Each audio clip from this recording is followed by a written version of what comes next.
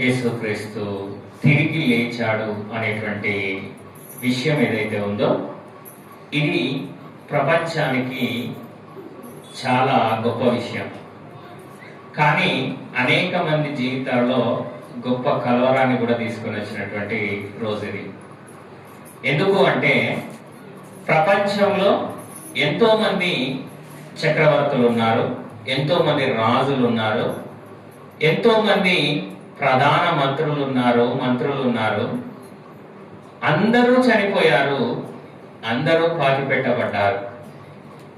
కానీ యేసుక్రీస్తు వారు 2026 సంవత్సరాల క్రితము ఈ లోకములో శరీరధారిగా ఉన్నాడు. మన పాపముల కోసము ఆ కల్వరి గిరిలో ఆయన తన ప్రాణమును పెట్టి సమాధి చేయబడ్డాడు. కానీ ఆ సమాధి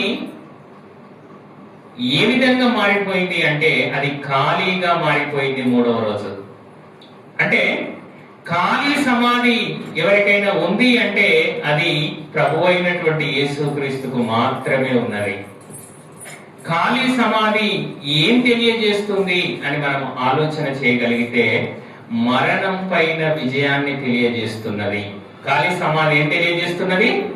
మరణం పైన విజయాన్ని తెలియజేస్తున్నది. అందుకే కొరింథీయులకు రాసిన మొదటి పత్రిక 15వ అధ్యాయం 55 నుంచి కొన్ని విషయాలు మనం చూడగలిగితే, కొరింథీయులకు రాసిన మొదటి పత్రిక 15వ అధ్యాయము 55 నుంచి కొన్ని వచనాలు మనం చూడగలిగితే, ఓ మరణమా నీ విజయం ఎక్కడ? ఓ మరణమా నీ ముల్లెక్కడ?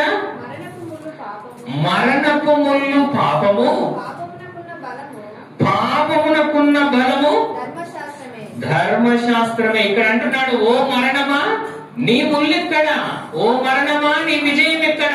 మరణపు ముల్లు పాపం, మరణపు ముల్లు పాపం.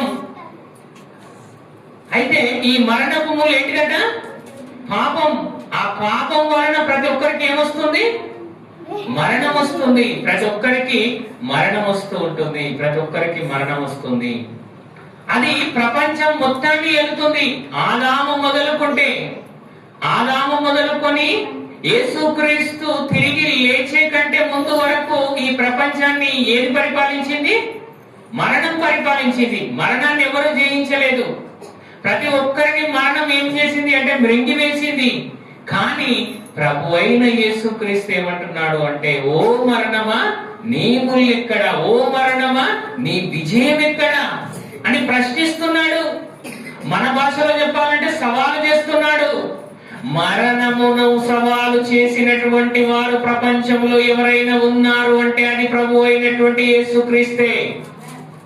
ఈ రోజు సోషల్ మీడియాలో ఎన్నో యేసుక్రీస్తును గురించినటువంటి తప్పుడు కథనాలు, తప్పుడు ప్రచారాలు జరుగుతున్నప్పటికీ కూడా ప్రపంచములో అత్యధికముగా పూజింపదగినటువంటి దేవుడు ఎవరైనా ఉన్నారు అంటే అది ప్రభు అయిన యేసుక్రీస్తే. ప్రపంచంలో క్రైస్తవ్యం లేనిది ఎక్కడా లేదు. ఎందుకు అంటే ప్రతి ఒక్క మతములో, విశ్వాసములో ఉన్నటువంటి నమ్మినటువంటి దేవీ దేవతలకు మరణం ఉంది తప్ప ప్రభు అయిన యేసుక్రీస్తుకు మరణము లేదు. అందుకే అంటున్నాడు, ఓ మరణమా నీ ముల్లెక్కడ? ఓ మరణమా నీ విజయం ఎక్కడ? మరణపు ముల్లు పాపము, పాపమునకున్న బలము ధర్మశాస్త్రం అని తెలియజేస్తున్నాడు. అంటే పాపపు ముల్లును కూడా విరిచాడు తన మరణము ద్వారా. పాపమే కదా మనలను పట్టుకుంది, పాపమే కదా మనలను బంధిస్తుంది, పాపమే కదా మనలను నిత్యాగ్ని దండనకు నడిపిస్తుంది. ఆ పాపము పైన కూడా ఆయన ఏం కలుగజేశాడట? విజయాన్ని కలుగజేశాడు. అందుకే అంటున్నాడు, మరణపు ముల్లు పాపము, ఆ పాపమునకున్నటువంటి బలము ధర్మశాస్త్రమే. అయినను మన ప్రభు అయిన యేసుక్రీస్తు మూలముగా మనకు జయము అనుగ్రహించుచున్న దేవునికి స్తోత్రము కలుగునుగాక. ఆమేన్. ప్రభు అయిన యేసుక్రీస్తు వలన మనకి ఏమొస్తుంది అంటే జయం వచ్చింది. మరణం పైన విజయం వచ్చింది, పాపం పైన విజయం వచ్చింది. వాళ్ళందరూ ఏం చేయాలనుకున్నారు అంటే ఈయన యొక్క సమాధిని ఏ విధంగానైనా భద్రం చేయాలి. ఎంతో కట్టుదిట్టంగా దాదాపు 2000 కిలోల బరువు కలిగినటువంటి రాయిని ఆ యొక్క సమాధిని మూసివేయడానికి ఉపయోగించారట. ఎన్ని కిలోలు? 2000 కిలోలు. ఏ మనుష్యుడు కూడా దాన్ని జరపడానికి సామర్థ్యం, శక్తి కూడా సరిపోనటువంటిది. సైనికులందరూ కలిసి ఆ యొక్క బండను, ఆ యొక్క సమాధి ముందట దానిని భద్రం పెట్టడానికి దాన్ని ఉపయోగించారు. కానీ ఆ దూత వచ్చినప్పుడు ఆ బండ ఏమైపోయిందట? పొర్లింపబడినది. కానీ ఆ యొక్క సమాధి కూడా ఆయన ఏం చేయలేకపోయింది? బంధించలేకపోయింది. మరణము ఆయనను బంధించుట ఏంటిదట? అసాధ్యము. కాబట్టి మరణము పైన విజయం వచ్చింది, పాపం పైన విజయం వచ్చింది, ఈ లోకము పైన విజయాన్ని సాధించాడు ఆయన. ఈ లోకం పైన ఏం సాధించాడు? విజయాన్ని సాధించాడు. అంటే ఒక పునరుత్థానంలో ఇన్ని విషయాలు మనకు అర్థమవుతుంటున్నాయి. ఇంకేమున్నది పునరుత్థానంలో మనం చూడగలిగితే ఇదే 15వ అధ్యాయం 14వ వచనంలో కూడా, మృతుల పునరుత్థానము లేని ఎడల క్రీస్తు కూడా లేపబడి ఉండలేదు. అంటే మనకు ఒక విశ్వాసం ఉన్నది. ఏంటిది అంటే మృతుల పునరుత్థానం ఉన్నదన్న విశ్వాసము మనకు కలిగింది. అంటే అది కేవలం ఎవరి ద్వారా కలిగింది అంటే ప్రభు అయిన యేసుక్రీస్తు ద్వారా. ఎందుకు? ఆయన ప్రథమ ఫలముగా లేపబడ్డాడు. ప్రథమ ఫలంగా ఆయన సమాధిలో నుండి 3వ రోజు తిరిగి లేపాడు. దేవుడు లేచాడు.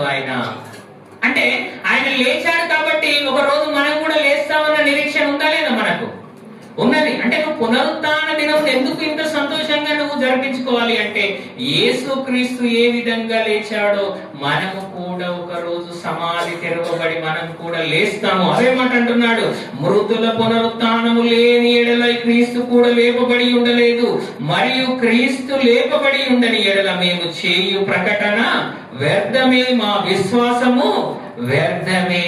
అంటే ఒకవేళ ఆయన లేచి ఉండకుంటే ఈ రోజు ప్రకటించే వారము కాదు.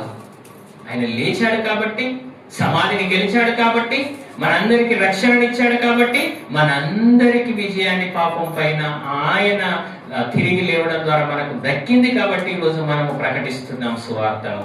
అందుకే అంటాం యేసుక్రీస్తు మరణ, సమాధి, పునరుత్థానం అంటే తిరిగి లేచినటువంటి రోజును కూడా మనం ఒక గొప్ప పండుగగా ఈరోజు జరిపించుకుంటూ మనం సువార్తను ప్రకటిస్తూ ఉంటున్నాము. కాబట్టి ఈ పునరుత్థానము పైన మనకు విశ్వాసంలో మనకు ఒక విశ్వాసం ఉన్నది. పునరుత్థానము అనేటువంటి విశ్వాసం మనకున్నది. పాపం పైన విజయం కలిగింది, మరణం పైన విజయం కలిగింది. అంతేకాకుండా ఇంతగా యేసుక్రీస్తు వారు మరణం పైన విజయాన్ని సాధించి మనకి ఇంత గొప్ప రక్షణనిస్తే మరి మనం ఏ విధంగా ఉండాలి కదా? మనం ఏ విధంగా ఆయనకు స్పందించాలి? మనకు ఒక మేలు జరిగింది అంటే, మనకు ఈ ప్రపంచానికి ఒక మేలు జరిగింది. ఏంటి ఆ మేలు అంటే ప్రపంచానికి గొప్ప రక్షణను ఆయన తీసుకొని వచ్చాడు ఆ కల్వరి శిలువ ద్వారా. మరి మనం ఏ విధంగా ఉండాలి అని మన ప్రతిస్పందన ఏ విధంగా ఉండాలి అని మనము చూడగలిగితే, ఒకసారి రోమీలకు రాసిన పత్రిక 10వ అధ్యాయం 9వ వచనంలో, రోమీలకు రాసిన పత్రిక 10వ అధ్యాయం 9వ వచనంలో, అదేమనగా యేసు ప్రభువని నీ నోటితో ఒప్పుకొని దేవుడు మృతులలో నుండి ఆయనను లేపెనని నీ హృదయమందు విశ్వసించిన ఎడల మనం ఎప్పుడు రక్షింపబడతామట? హృదయమందు విశ్వాసం. ఏ విశ్వాసం? హృదయమందు ఏ విశ్వాసము? ఆయన లేచాడు, ఆయన పునరుత్థానుడయ్యాడు, ఆయన తిరిగి లేచాడు అనే విశ్వాసం మన హృదయంలో ఎప్పుడు ఉంటుందో అప్పుడే మనకు రక్షణ. మనకే కొంచెం డౌట్ ఉన్నది అనుకోండి, ఆయన లేచిండా లేవలేదా, మనం కూడా లేస్తామా లేవలేదా అనేటువంటి ఒక డౌట్ మనకున్నది అనుకోండి, ఆ డౌట్ మనకున్నది అనుకోండి, మనకు రక్షణ అనేది లేదు. కాబట్టి మనం ఎప్పుడు మన ప్రతిస్పందన, మన విశ్వాసం ఏ విధంగా ఉండాలి అంటే ఆయన లేచాడు, నేను కూడా ఒక రోజు లేస్తాను. అందుకే ఎవరైనా చనిపోయినప్పుడు సమాధి కార్యక్రమం చేసినప్పుడు ఏమంటాం మనం? నిరీక్షణ లేని ఇతరుల వలె మీరు దుఃఖించకండి, ఏడవకండి. ఎందుకు? ఆయన కూడా తన దూతలను వెంట పెట్టుకొని కడపూరం రోగగానే గొప్ప శబ్దంతో ఆయన ఆకాశ మేఘారూఢుడై రాబోతున్నాడు. అప్పుడు ఆయన అందరినీ వెంట పెట్టుకొని వస్తాడు. అప్పుడు మనం అందరము కలుసుకుంటాము అనేటువంటి నిరీక్షణ. అప్పుడు సమాధులన్నీ తెరవబడతాయి అనే ఒక నిరీక్షణ. అందుకే ఆయన ముందుగా లాజరుని ఏం చేశాడు? లేపాడు, సమాధిలో నుండి పిలిచాడు. ఆయన కూడా తిరిగి లేస్తాను అనడానికి ఒక సూచనగా ముందే లాజరును ఆయన ఆ బేతనియా గ్రామంలో లేపినట్టు మనము చూస్తూ ఉంటున్నాము. అంటే ఒక నిరీక్షణ, క్రైస్తవం యొక్క విశ్వాసము దేని మీద ఆధారపడి ఉండాలి అంటే ఆయన మరణ సమాధి పునరుత్థానం మీద ఆధారపడి ఉండాలి. ఆయన తిరిగి లేచాడు, ఆయన పునరుత్థానుడయ్యాడు, ఆయన ఈ యొక్క సమాధిలో నుండి మరలా తిరిగి లేచాడు అనేటువంటి విశ్వాసం ఎప్పుడైతే మనలో ఉంటుందో అప్పుడు నిజంగా మనకేమొస్తుందట? రక్షణ వస్తుంది, రక్షణ వస్తుంది. అంతేకాకుండా మనం ఏం చేయాలి ఈ పునరుత్థానం ద్వారా అంటే మనము ఎల్లప్పుడూ పశ్చాత్తాపం కలిగి ఉండాలి. అపోస్తుల కార్యములు 3వ అధ్యాయం, అపోస్తుల కార్యములు 3వ అధ్యాయం 19వ వచనంలో, అపోస్తుల కార్యములు 3వ అధ్యాయం 19వ వచనంలో, ప్రభు సమూహం నుండి విశ్రాంతి కాలము వచ్చినట్లు మీ కొరకు నియమించిన క్రీస్తు యేసును ఆయన పంపునట్లును మీ పాపములు తుడిచివేయబడు నిమిత్తము మారు మనస్సు నుండి ఏం చేయమంటున్నాడు?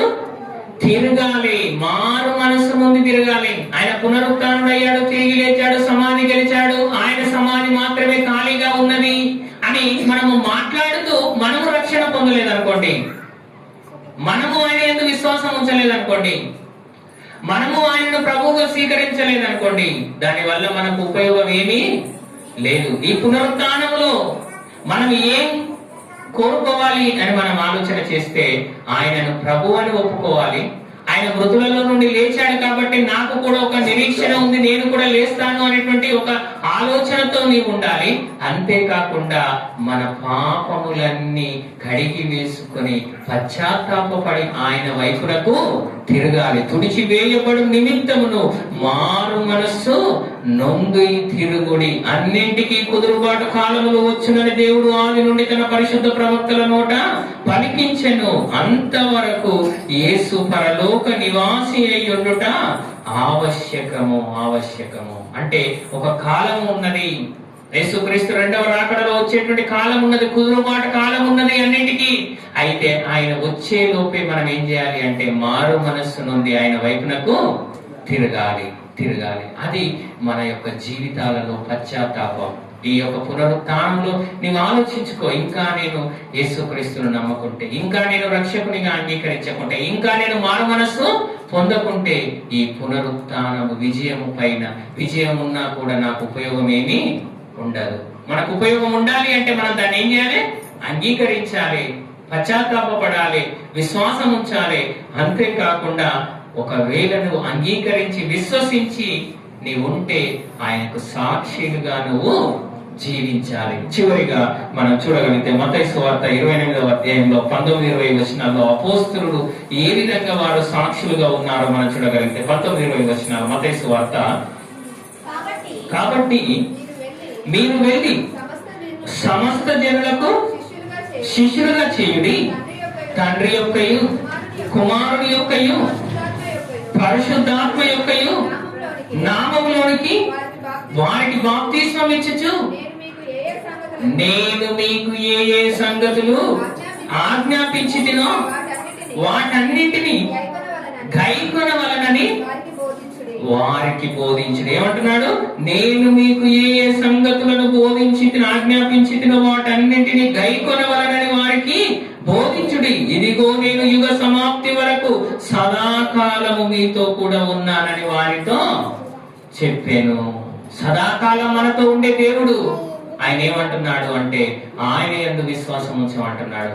పశ్చాత్తాపడి ఆయన వైపునకు తిరగమంటున్నాడు. తిరిగితే ఆయన సదాకాలం ఏం చేస్తాడట? మనతో ఉంటాడు, సదాకాలం మనతో ఉంటాడు. కాబట్టి ఆ దేవుడు మనతో ఉండాలి అంటే మరణాన్ని గెలిచిన దేవుడు, మరణ పాపం పైన విజయాన్ని సాధించినటువంటి దేవుడు, మరణపు ముళ్ళును విరిచినటువంటి దేవుడు, సమాధిని ఖాళీగా చేసినటువంటి దేవుడు మనతో ఉండాలి అంటే మనము ఆయన యందు విశ్వాసం ఉంచాలి, ఆయన యందు నమ్మిక ఉంచాలి, మారు మనసు పొందాలి. అప్పుడు సదాకాలము దేవుడు మనతో ఉంటాడు. ఆ దేవుడు ఎల్లప్పుడూ మనతో ఉండాలి అంటే మనము ప్రతిస్పందనగా ఈ విషయాలను మన జీవితంలో ఎప్పుడైతే చేస్తామో అప్పుడు నిజముగా ఆయన మనతో ఉంటాడు, మనకు తోడుగా ఉంటాడు. ఇమ్మానుయేలు అంటేనే దేవుడు మనకు తోడు. అంటే ఆయన మనకు తోడు ఉండాలి అంటే ఖచ్చితంగా మనం ఈ విషయాలను చేయాలి మన జీవితంలో. ఈ పునరుత్థానంలో మీరు ఆలోచన చేసుకోండి. ఇంకా ఎవరైనా రక్షణ లేకుండా ఉంటే, ఇంకా ఎవరైనా మారు మనసు లేకుండా ఉంటే, ఇంకా ఎవరైనా బాప్తిసం తీసుకోకుండా ఉంటే, ప్రేమపూర్వకంగా చెప్తున్నాము, నేడు అను సమయం ఉండగానే మీరు ఏం చేయాలి? మారు మనస్సు పొందాలి, బాప్తిస్మము తీసుకోవాలి. ఎందుకంటే రేపు ఏం జరుగుతుందో మనకు తెలియదు, రేపు ఏమవుతుందో మనకు తెలియదు. కాబట్టి నేడు అను సమయం ఉండగానే, మంచి అవకాశం ఉండగానే మనము ప్రభువును రక్షకునిగా స్వీకరించండి. ఆయన ఏ విధంగా విజయాన్ని సాధించాడో మనకు కూడా శక్తిని దేవుడు మనకు అనుగ్రహించాడు. మరణం పైన మనకు కూడా విజయం ఉన్నదా లేదా? ఉన్నది. ఎందుకు? ఒక రోజు మనం తిరిగి లేస్తాము. అందరికీ ఆ నిరీక్షణ ఉండదు. యేసునందు మృతునందు మృతులు ధన్యులు, క్రీస్తునందు మృతునందు మృతులు ధన్యులు. ఎందుకు? మనకు ఒక నిరీక్షణ ఉన్నది. మనకు కూడా మరణం పైన విజయాన్ని ఏ విధంగా యేసుక్రీస్తు పొందాడో మనం కూడా పొందే అవకాశము ఉన్నది. అది పొందాలి అంటే ఖచ్చితంగా మనం ఏం చేయాలి? రక్షణ పొందాలి. రక్షణ లేకుండా పునరుత్థానంలో మనకు ఎలాంటి గొప్ప సంగతులు కానీ, ఎలాంటి మేలులు కానీ మనకు లేవు. కాబట్టి ప్రేమపూర్వకంగా చెప్తున్నాము, మారు మనసు పొందండి, నీటి ద్వారా బాప్తిస్మము తీసుకోండి, రక్షణలోనికి రండి. రక్షణలోనికి వచ్చిన మనమందరము దేవుడు సదాకాలం మనకు తోడై ఉండలాగున సాక్షులుగా ఆయనకు మనము జీవిద్దాం. ఎందుకంటే అపోస్తులు సాక్షులుగా జీవించారు కాబట్టి ఆయన ఏమంటున్నాడు అంటే, నేను ఆజ్ఞాపించిన వాటి చొప్పున మీరు పాటించి ఇతరులకు బోధిస్తే సదాకాలం మీతో నేనేమంటున్నాడు? ఉంటానంటున్నాడు. కాబట్టి దేవుడు మనకు తోడుగా ఉండి, దేవుడు మన జీవితాలలో, మన కుటుంబాలలో గొప్ప కార్యాలు చేసి మనందరినీ దీవించి ఆశీర్వదించాలి అని ప్రేమపూర్వకంగా తెలియజేస్తూ కొద్ది మాటలను ముగిస్తున్నాను. ప్రార్థన.